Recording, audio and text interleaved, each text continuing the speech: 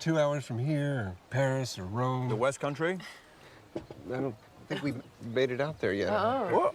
Oh my, right, that's it then. Speak No Evil is a 2024 horror thriller directed by Eden Lake's James Watkins, starring James McAvoy, Mackenzie Davis, Ashlyn Franciosi, and Scoot McNairy. And it is a remake of Speak No Evil, a 2022 horror thriller from writer-director Christian Tafdrup, starring Morten Burian, Sidsel Siem Koch, Fedja van Huêt, and Karina Smulders.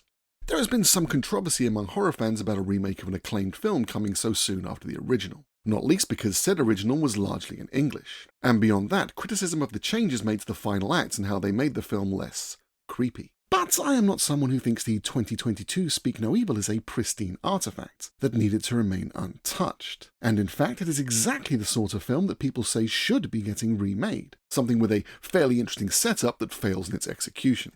Yes, I did not enjoy the original Speak No Evil. It is a horror movie with next to no horror, a film that is simultaneously preposterous, stretching the credulity of any viewer to breaking point, and also achingly dull, a ponderous slog to a mean-spirited and, to be generous, confused ending. For full disclosure, I didn't especially love the remake either, but it's effective schlock that makes full use of the always wonderful James McAvoy, and whatever you think of the final stretch change, it is thematically coherent and a lot of silly fun.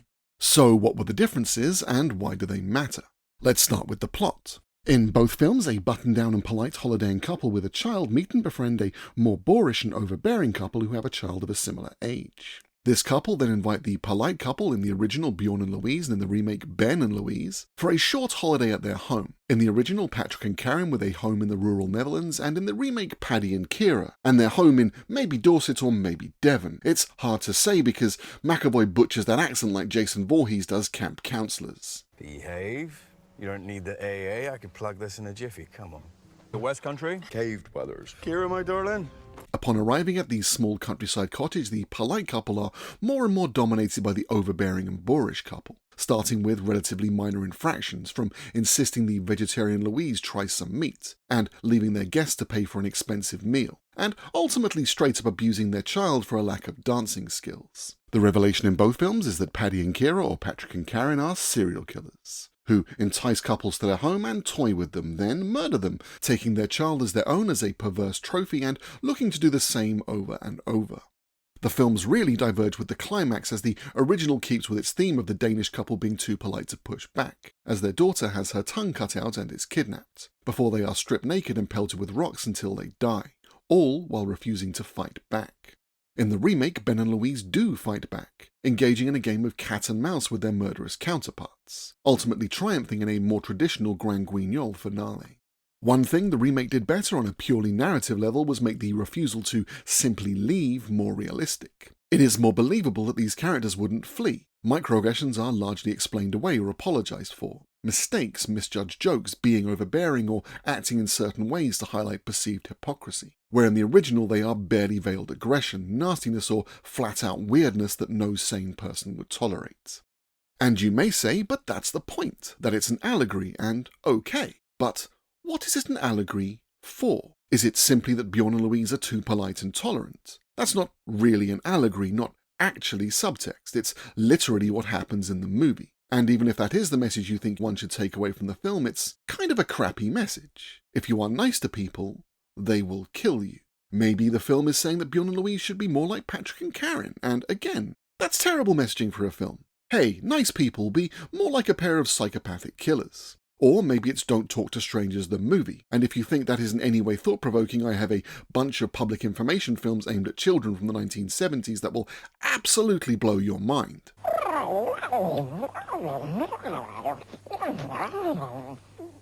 He says never go anywhere with men or ladies you don't know. This isn't thought-provoking or intelligent commentary. It's nastily expressed misanthropy, and for what it's worth, I don't think it's entirely the messaging Tafdrup is going for either. In fact, while he's not been especially forthcoming about the film having any deeper meaning in interviews, he has occasionally alluded to more meaningful intentions. How Hitler came to power, and it was actually the same thing. You know, all the politicians in Europe were, frustrated about it, and then someone went to meet him, and they came home, and they were oh, he signed this paper, he's not going to go to war. He's actually pretty sane. Now, the comparison with World War II is apt, particularly for Holland and Denmark, appeasement nations who expected reasonable responses from monsters which led to their occupation. But do I think this is a retelling of the Second World War through the prism of a couple of modern-day serial killers? No, I don't. A charitable reading of this film would perhaps see it as a criticism of the liberal civility fetish, identified as long ago as the 1960s by Martin Luther King in his letter from a Birmingham jail. A document which every left-wing YouTuber has to mention at least once. It's in the terms and conditions, trust me bro, where he identified the white moderate as a stumbling block to progress, more devoted to order than to justice, who prefers a negative peace, which is the absence of tension, to a positive peace, which is the presence of justice, who constantly says, I agree with you in the goal you seek, but I cannot agree with your methods of direct action. And equally, the civility fetish emboldens the far right today, treats them as reasonable actors, even when they prove absolutely otherwise, and treats criticism of their abhorrent attitudes as more damaging to discourse than the abhorrent attitudes themselves, enabling bad faith actors to clutch their pearls and claim those calling out their bullshit are the true oppressors. And again, to draw this back to the film, we could look at the rise of the far right in the Netherlands with the populist, and there is a euphemism that doesn't get called out anywhere near often enough, Geert Wilders, and his Freedom Party, and oh look, yet another euphemism adopted by race-baiting authoritarians. Do you actually want freedom for everyone, or just the freedom to be a racist authoritarian dipshit who wants to remove freedoms from others?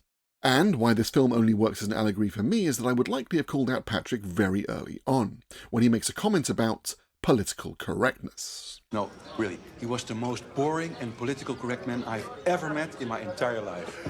Really. That would have been a huge red flag for me, telling me that this guy was a total wingnut that I wouldn't particularly want to be around. Because it almost always is. I like to think that I would point out that political correctness is a way of demonizing consideration for others, which I have in the past when people have used that phrase. And no, I'm not fun at parties, not if you start parroting right-wing talking points in my face anyway, and if you agree with the apparent message of this film, you should applaud me for that, right?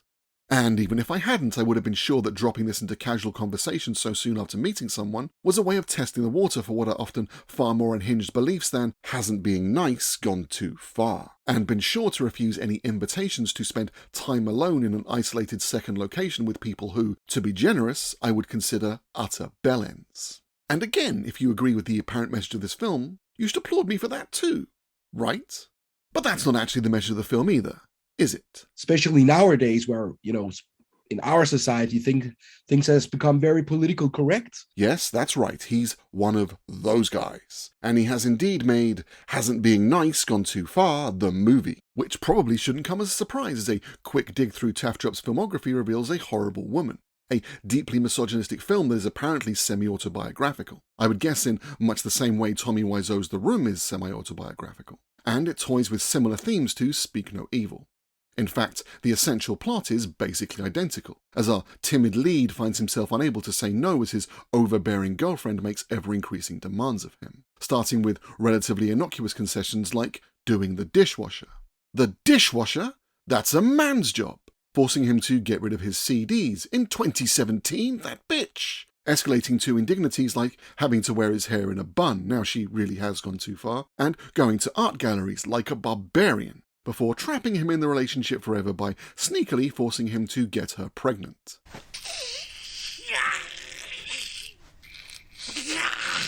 Oh, and Tafdrup totally cast himself as the irresistible super Chad she makes goo-goo eyes at and gets dizzy over. Dames, am I right?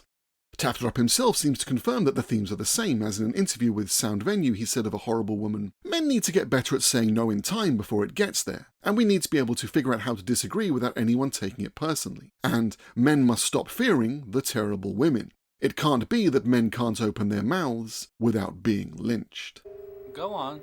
Other things he said in that interview, besides dropping in the phrase the unbalanced gender equality debate, wave that red flag a bit harder, Andrew Tate can't see it all the way over there in Denmark, include: it's a film about what a relationship looks like through a man's eyes, and what a woman looks like through a man's eyes and the torture she wields against him. Go on. And if your girlfriend comes home and you haven't cleaned up, she'll be pissed off. But if you come home and she hasn't cleaned up, she gets pissed off because you're petty. Many of these things do not apply with a reverse sign.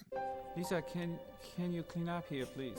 And complaining about the film being rejected by film festivals including Venice, Cannes and Berlin, which could have just been because they, watched it. Had it been called A Terrible Man, it probably would have been included. I don't think there's equality in public debate, and I think it's tipping over to the woman's side.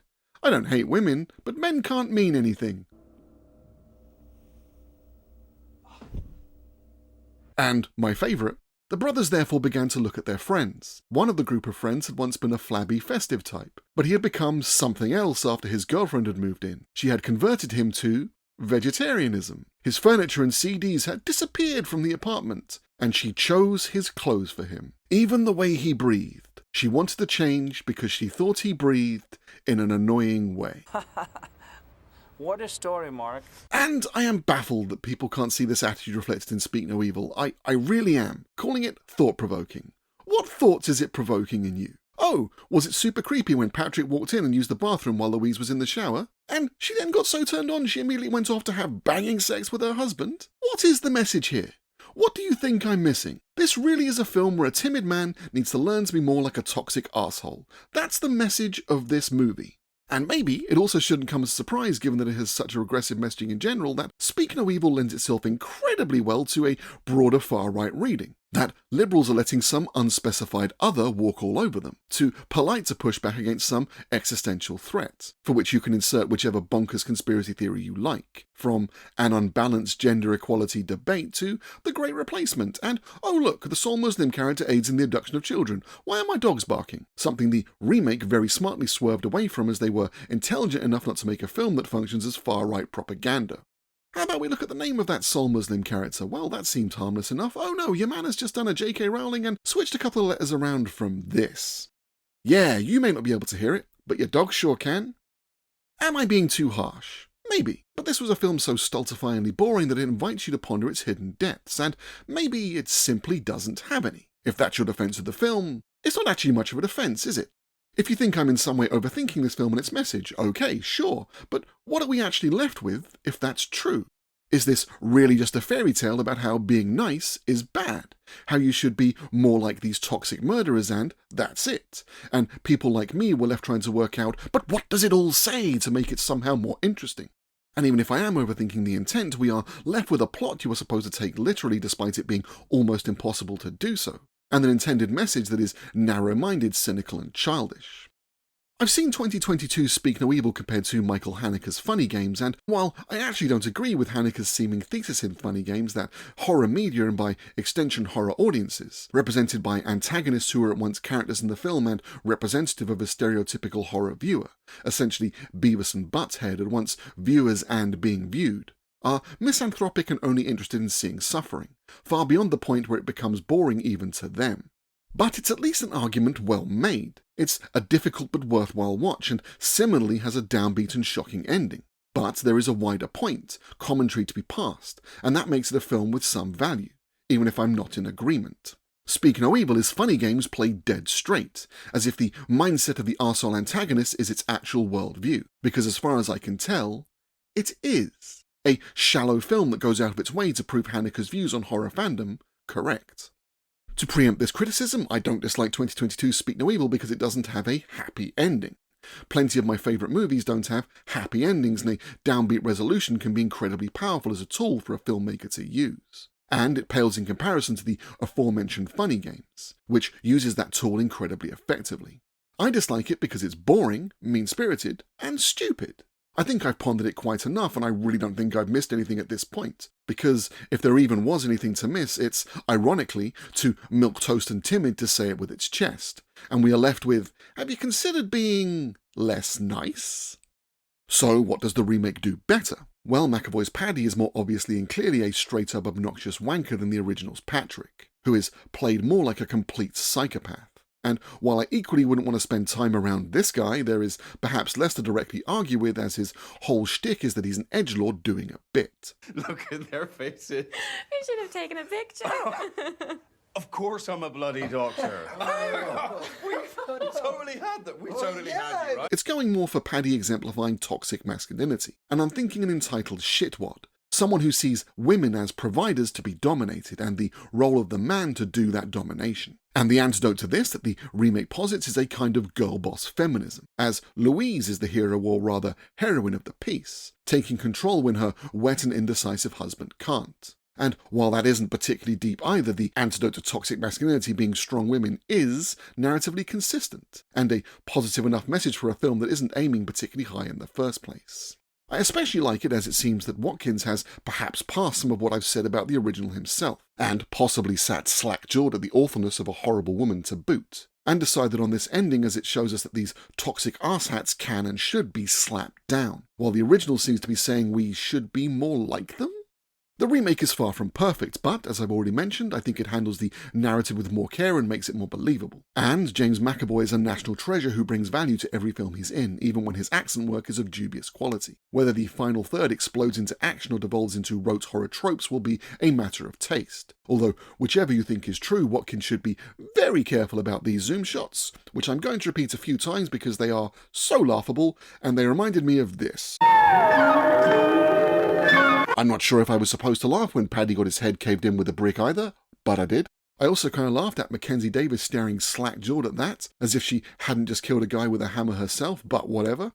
I titled this video Why the Remake is Better, and really it's because the original absolutely sucks. A film that I approached with high hopes based on its strong reviews and left wondering if I had watched the same film as these reviewers. An interminable slog to a nihilistic resolution, wrapped in a moral that is both bafflingly simplistic and dazzlingly wrong-headed. A teenage edgelord's idea of deep. Funny games but you ordered it off Temu, proving only that still waters can be as shallow as a puddle.